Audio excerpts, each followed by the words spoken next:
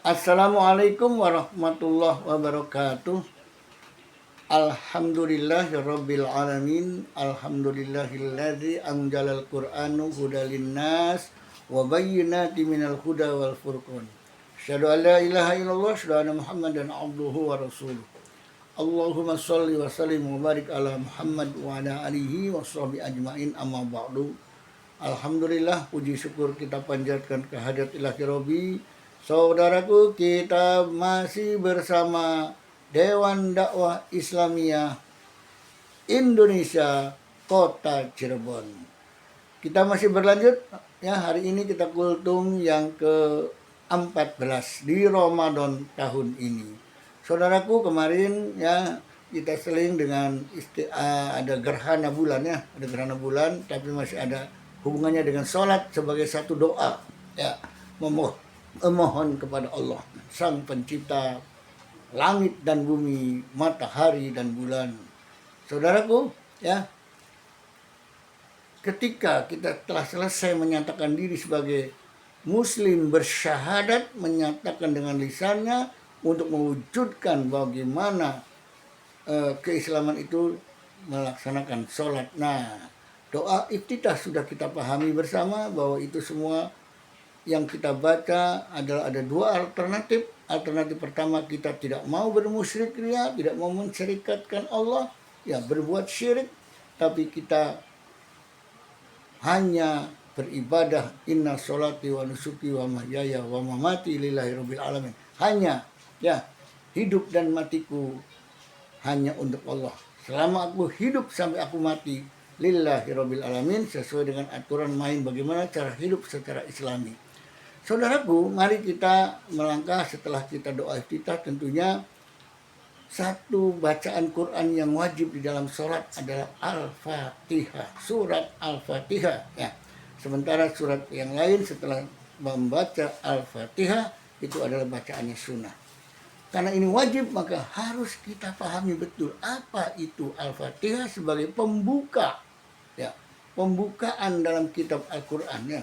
Al-Quran ini adalah hudan, petunjuk, hudal linnas, petunjuk buat manusia. Nah, makanya ketika kita mau sholat, kita sudah takbiratul ihram, membaca doa iftitah, dan kemudian mau melangkah membaca Al-Fatihah, tentunya sebelum membaca Al-Fatihah membaca petunjuk hudan buat kita, Al-Quran sebagai petunjuk buat kita, maka jangan sembarang kita mengucapkan sesuatu ya, membaca Al-Quran, tapi kita harus fasta'id billah, berlindung diri kepada Allah. Jadi membaca ta'awud dulu ya, a'udzu billahi minasyaitonir rajim, aku berlindung kepada Allah dari godaan setan yang terkutuk. Terus langsung baca Al-Fatihah, baca basmalah sampai waladdallin, amin. Nah, saudaraku, ketika baca basmalah ada yang disir, ada yang dideharkan, ada yang tidak dibacakan tapi dalam hati ya, ada juga yang dikeraskan bacaannya, itu ya nggak usah dipermasalahkan. Yang penting bagaimana memahami surat Al-Fatihah sebagai pembukaan dalam berdoa, berkomunikasi, mengharap dan menghadap Allah dengan sebuah harapan apa yang kita mau. Demikian saudaraku. Nah, aku berlindung kepada Allah dari godaan setan yang terkutuk. Terus kita baca Bismillahirrahmanirrahim ya. Kita mohon perlindungan kepada Allah. Berlindung dari apa? Ya, karena Allah sudah ngasih petunjuk kepada kita Al-Quran, maka perlindungan yang kita minta kepada Allah untuk melindungi diri dari syirik dan perbuatan yang mengotori hati kita, tamak, wabah, coba, takabur, sombong, dan lain sebagainya, adalah obatnya melindungi diri dari godaan setan, bisikan-bisikan. Maka Al-Quran sebagai hudan akan bisa melindungi kita dari godaan setan. Misalkan ketika kita tergoda oleh teman-teman ya, diajak minum minuman keras, misalnya mabok-mabokan, kita berlindung kepada Allah. Ingat bahwa innamal khamru wal maisuru ya, diharamkan khamar dan maisir, ya, judi dan seterusnya. Ingat itu berarti kita berlindung kepada Allah. Astagfirullahaladzim, saya berlindung dari khamar dan judi yang haram itu. Nah, demikian. Makanya berlindung diri kepada Allah ya dalam sisi spiritual, rohani ya adalah berlindung dari karakter setan yang akan menggoda kita. Ya, karakter setan yang akan menggoda kita. Kalau berlindung dari bencana apa dan sebagainya, nanti ada kita baca surat-surat yang lainnya, surat-surat yang ada berkaitan dengan itu ya ada. Nah, baru setelah tahun baca Bismillahirrahmanirrahim, dengan nama Allah yang Maha Pengasih lagi Maha Penyayang. Apa itu? Yaitu ya dengan membaca asma Allah.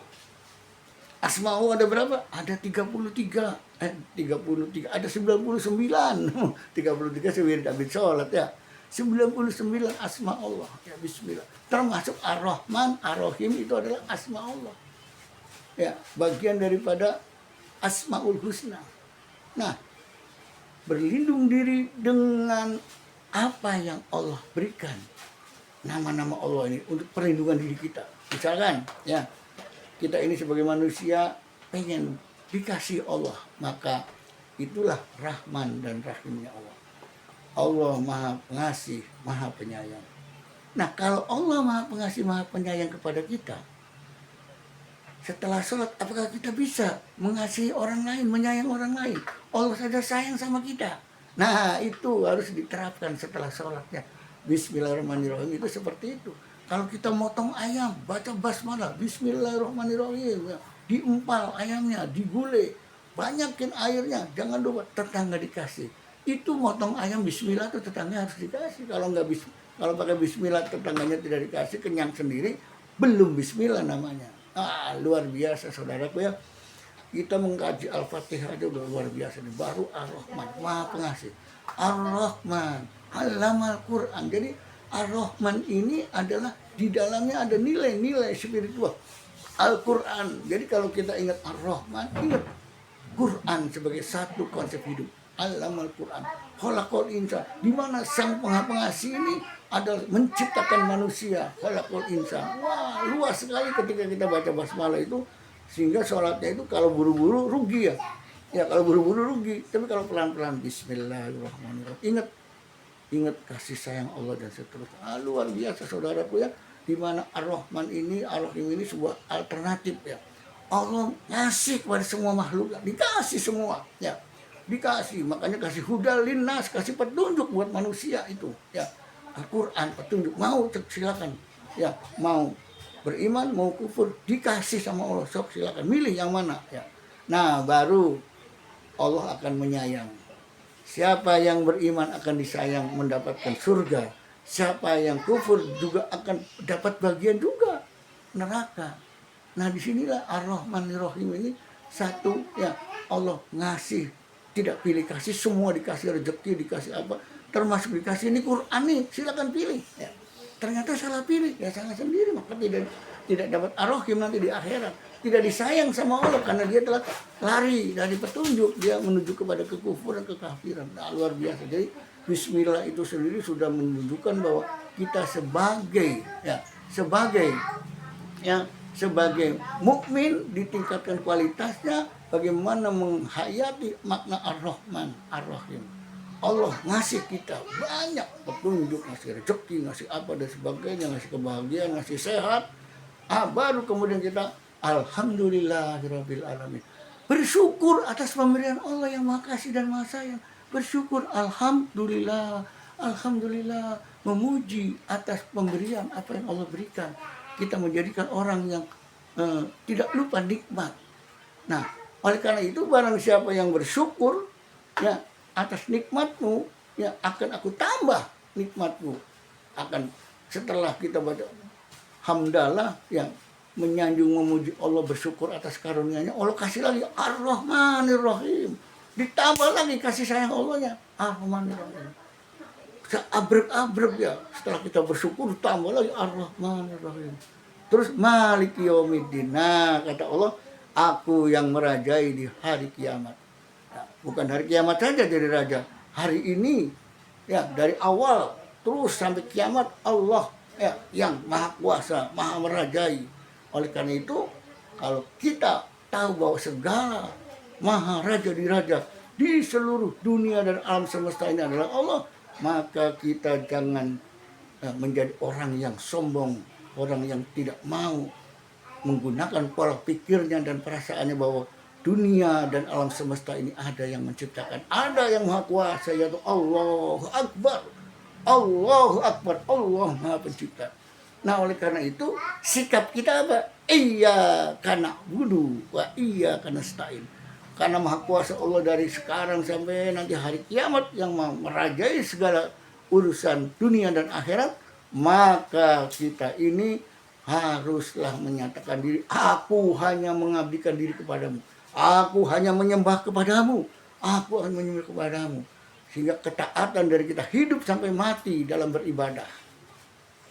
Tapi kemudian kita juga jangan lupa, iya karena budu, wah iya karena stain. Jangan lupa kita juga minta mohon kepada Allah. Nah saudaraku, minta mohon kepada Allah nanti kita lanjut pada hari yang ke-15 besok.